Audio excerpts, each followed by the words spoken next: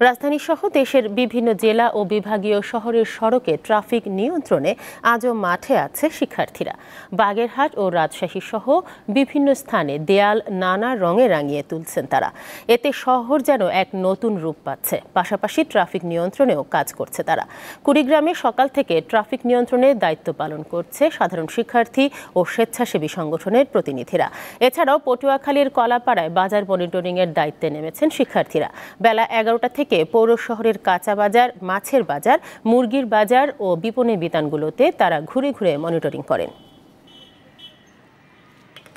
তো আমাদের স্টুডেন্টদের অর্জন বিভিন্ন চেষ্টার মাধ্যমে তাদের রক্তদানের মাধ্যমেই এটা হয়েছে, যেটা আমরা 1971-এর পরে আবার ফিরে পেয়েছি।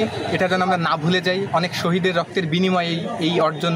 ছেলেমেয়েরা বুঝতে চেয়েছেন যেন দ্বিতীয় এই যে স্বাধীনতাকে স্মরণীয় করে রাখার জন্য মূলত এই গ্রাফিক্সটা করা হয়েছে।